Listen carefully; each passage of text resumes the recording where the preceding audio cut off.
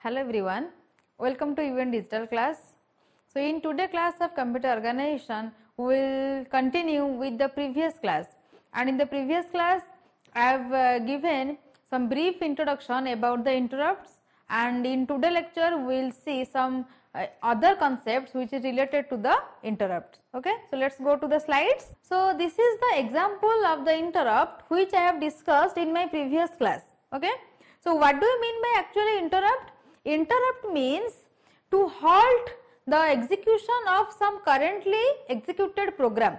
So in the computer system, when the processor executing a program and another device wants to stop or wants to pause or wants to interrupt the execution of that currently executing program, then it first sends the request to the processor and then the interrupt will be serviced. And somehow the interrupt is basically accepted by the processor when the processor is free, or you can say the processor is idle or not doing any type of operation. So at that point of time, some other device, maybe it's a software or maybe from the hardware. So the devices request the programs or the extra programs which is not included in the currently executed program. So that is called as the interrupt. So here as you can see, there are two programs, one is program 1 and another one is program 2.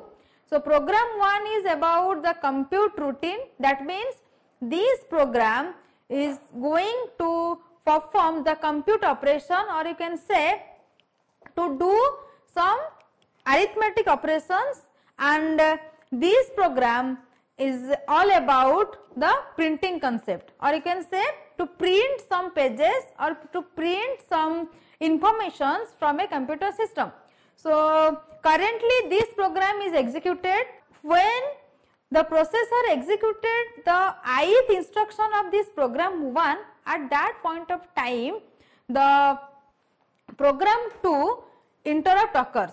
So the processor is going to the next program, or you can say the processor switches its execution from program 1 to program 2. So at that point of time, when the processor is executing the ith execution, then the program counter is loaded with this i+1 address. As you know that for every instruction execution, the program counter folds the next instruction to being executed. Okay. So when executing the ith instruction, what will be the next instruction? That is our i+1. So first the program counter will hold the i+1, but the processor wants to execute this program 2, that is our print. Okay. Then the content of the program counter, that is our i+1 number of instructions address, that will be loaded into some other temporary storage device. It can be called as a processor stack. So it is loaded in that stack, and then so the processor starts its execution from this line. Okay. Then after executing that interrupt, or you can say that program 2, then it fetches the address which is stored in the processor stack, that is our i+1, and it starts executing from that. Okay. So here in this, when the processor will execute the program 2 and when it will execute the program 1, as you can see in this picture, first this 1-2 instruction is executed, and then for some period of time processor is idle, or it is waiting for some information or some data to execute this instruction I. So at that point of time, or you can say at that waiting time, the processor can switch its execution, or it can process another program, that is our print routine, and it is given as an interrupt. And then after executing these lines, then again processor is idle for this program 2, and at that idle period of time or waiting period of time, the processor can switch its execution again from program 2 to program 1. So here then when it is again ideal, so then it can execute the instructions from this print routine. Okay. Here I have written compute routine and print routine. So routine is the set of instructions, or you can say it is a program concept. Okay. So in a program there may be multiple routines, or you can say in a programs there are routines and also the subroutines. Like in a computer program we may have multiple functions to perform multiple operations. So a function can also be taken as a routine. Okay. So this is the example of interrupt and how the processor executes the interrupts and when it will execute the interrupt. Okay. The next one is our interrupt service routine and subroutine. Okay. So let us see what is the difference between interrupt service routine and the normal subroutine. Okay. So in the first point, the treatment of an interrupt service routine, or you can say ISR, is very similar to that of a subroutine. Okay. So the processor treats the interrupt service routines, or you can say the instructions or the programs which is the reason of the interrupt, it can be treated as similar as the subroutines of a original program. Okay. Then an important departure from the similar should be noted, and then a subroutine performs a function which is required by the program from which it is called. Okay. So when the processor executes the subroutines, then the subroutine performs the function which is specified in that program, and to execute the subroutine in a program we have to call that routine. Okay. Then the interrupt service routine may not have anything in common with the program being executed at the time of the interrupt request is received. So the program which is executed currently in the processor, that is not as same as the interrupt service routine, or you can say when the program is executed in a processor or the processor executed a program, then at that point of time the subroutines may not be same as the interrupt service routines. Okay. So in fact the two programs often belong to different users. So interrupt service routine and the subroutine concept both are different. Then before executing the interrupt service routine, any information that may be altered during the execution of that routine must be saved, and this information must be restored before the interrupted program is resumed. So before executing the interrupt service routine, as I have discussed in my previous example, so when the processor executes the I+1th instruction, at that point of time the processor has to store that address in some external temporary storage that can be called as a processor stack. So before executing, that may be stored or that may be saved in some other storage location, because the PC is now restored by the interrupt service routines instructions address. Okay. So this information must be restored. That means after executing the interrupt service routine, the processor has to restore where the original program is paused. Okay. Then after restoring that, the currently execution program can be resumed and the processor can start its execution from that point. And in the previous example, that resumed point is our I+1th instruction. Okay. Then next is our interrupt latency. What do you mean by interrupt latency?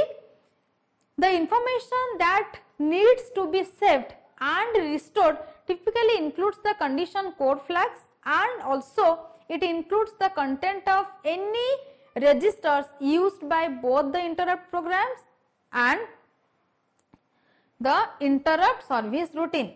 As I have discussed, the concept of subroutine and interrupt service routine both are different. Okay.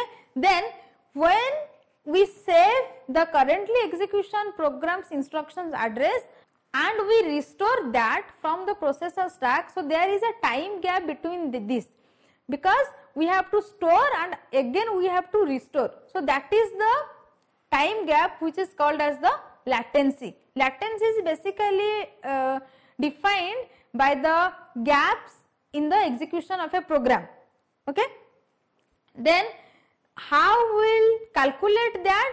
By including the condition code flags. I have already discussed about the condition code flags. Then the content of any registers, you can say the content of also here the register is our stack. Okay. So which stores, or you can say that register or that the storage device is used by both the interrupted program and the interrupt service routine. So in the previous example, the interrupted program is our compute routine and the interrupt service routine is our the routine of the print routine. Okay. So both has to be stored in some temporary storage location. Then saving registers also increases the delay between the time an interrupt request is received and the start of the execution of the interrupt service routine. Okay. So when the processor receives and request and the time gap between the request sent by the device, that time gap is called as the interrupt latency. That means when the request received and the execution is done by the processor after some period of time, let interrupt received at the time of ith instruction execution, then the processor has to execute that ith instruction first, then it will go for the execution of the interrupt. Okay. Then that time gap, that means the time required to execute that ith instruction is called as the interrupt latency. Or you can say in some other word also that the time gap between the request received and the execution of that request, or you can say the interrupt request, is called as the interrupt latency. Okay.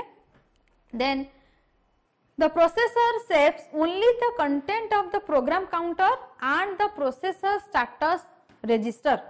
Here the program counter stores the next instruction to be executed, whether it is a interrupt service routine or it is the instructions of a interrupted program. Okay. And the processor status register. What is the status of the register? It has to save that. Then any additional information that needs to be saved must be saved by the program instruction at the beginning of the interrupt service routine and restored at the end of the routine.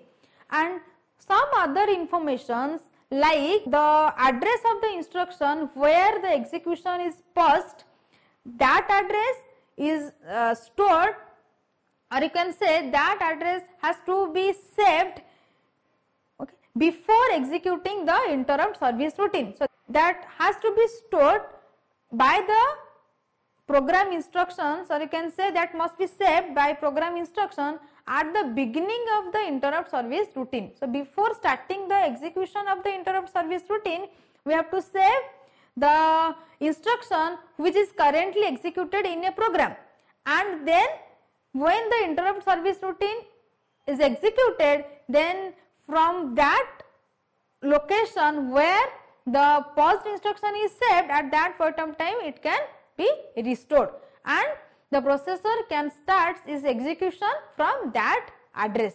Okay. Then this is the concept of interrupt hardware. So that is an equivalent circuit for an open run bus used by implement a common interrupt request line. So here are the common interrupt request line and here is the register concept.